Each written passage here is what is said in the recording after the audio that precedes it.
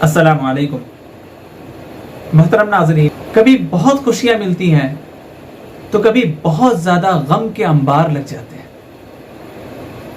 تو کیا کبھی ہم نے یہ سوچا کہ ہمارا رب ان مصیبتوں میں، ان حالات میں ہمیں کیسا دیکھنا چاہتا ہے؟ وہ کیا چاہتا ہے کہ ہم اس کے ساتھ کیسے پیش آئیں؟ تو آئیے قرآن پاک کھول کر دیکھتے ہیں۔ اللہ رب العزت فرماتا ہے کہ ہم تمہیں انعامات سے نوازیں گے، بہت بڑے بڑے انعامات سے نوازیں گے، لیکن اس سے پہلے ہم تمہیں ضرور آزمائیں گے، آزمائش میں ڈالیں گے۔ وَلَنَبْلُوَنَّكُمْ بِشَيْءٍ مِّنَ الْخَوْفِ، کچھ ڈر اور خوف کے ذریعے آزمائیں گے۔ وَالْجُوعِ، کبھی بھوکا رکھ کے آزمائیں گے۔ وَنَقْصٍ مِّنَ الْأَمْوَالِ وَالْأَنفُسِ وَالثَّمَرَاتِ، کبھی مال میں تنگی کر دیں گے، کبھی مال میں کمی کر دیں گے، کبھی اولاد میں کمی کر دیں گے، کبھی اولاد کو نافرمان بنا دیں گے تمہاری آزمائش کے لیے۔ وَالْأَنفُسِ وَالثَّمَرَاتِ، اور کبھی تمہاری محبوب چیز کو تم سے دور کر دیں گے، چاہے وہ ماں باپ کی شکل میں ہو، بھائی بہن کی شکل میں ہو، میاں بیوی کی شکل میں ہو، کسی دوست احباب کی شکل میں ہو، لیکن وہ تمہاری محبوب ہوگی۔ ہم تمہیں اس سے دور کر کے دیکھیں گے کہ تمہارا رویہ ہمارے ساتھ کیسا رہتا ہے۔ آگے فرمایا، اے نبی صلی اللہ علیہ وسلم، آپ ان لوگوں کو خوشخبری دے دیجئے۔ وَبَشِّرِ الصَّابِرِينَ، خوشخبری دے دیجئے صبر کرنے والوں کو۔ الَّذِينَ إِذَا أَصَابَتْهُمْ مُصِيبَةٌ، یہ وہی لوگ ہیں کہ جب ان پر کوئی مصیبتیں پہنچتی ہیں تو یہ کہتے ہیں اِنَّا لِلَّهِ وَإِنَّا إِلَيْهِ رَاجِعُونَ، اللہ ہم تو آپ ہی کے ہیں، آپ ہی کی طرف لوٹنے والے ہیں۔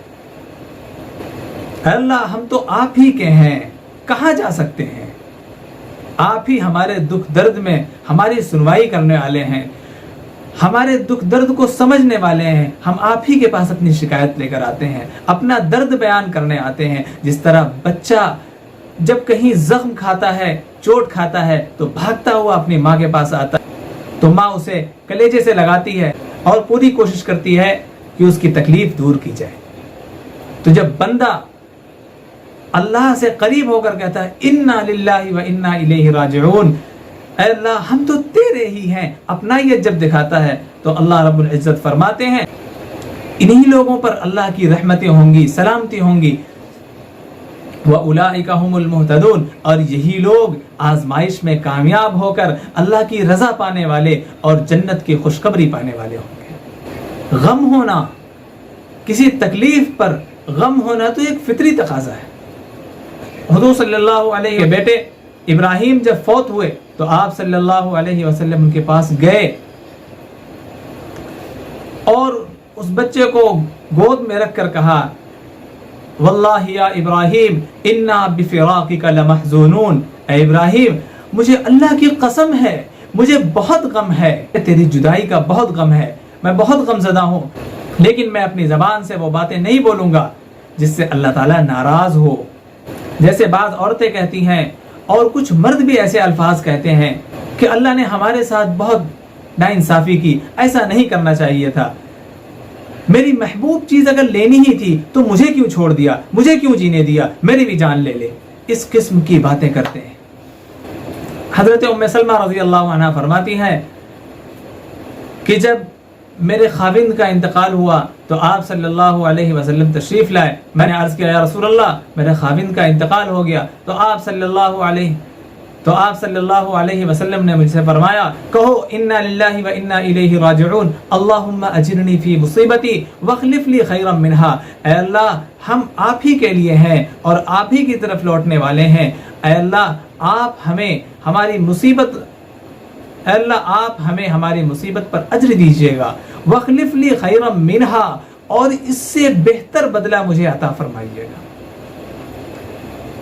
وہ فرمانے لگی کہ میں ایک لمحے تک سوچنے لگی کہ میرے خاوند سے زیادہ بہتر چیز اس دنیا میں کیا ہو سکتی ہے، لیکن جیسے ہی میں عدت سے فارغ ہوئی آپ صلی اللہ علیہ وسلم کا پیغام نکاح آیا تو مجھے یقین ہو گیا کہ اللہ کے رسول صلی اللہ علیہ وسلم ہمارے خاوند سے لاکھ اور کروڑوں درجہ بہتر ہیں۔ یقیناً یہ اللہ تعالیٰ کا انعام ہے صبر کرنے والوں کے ساتھ۔ اگر کسی کو دنیا میں بہتر بدلہ ملتا ہوا نظر نہیں آ رہا تو یقیناً اسے آخرت میں تو ملنا ہی ملنا ہے۔ اور یاد رکھیے کہ جس دن ہماری یہ دنیا کی زندگی کی آنکھ بند ہوگی، حقیقی آنکھ اسی وقت کھلے گی اور ساری حقیقتیں اسی وقت کھل کر سامنے آئیں گی. تو ہمیں حقیقی زندگی کی تیاری کرنا چاہیے. اور جب بھی کوئی تکلیف اور مصیبت سامنے آئے، چھوٹی ہو یا بڑی، ہمیں انا للہ و انا الیہ راجعون پڑھ کر اللہ کی طرف رجوع کرنا چاہیے.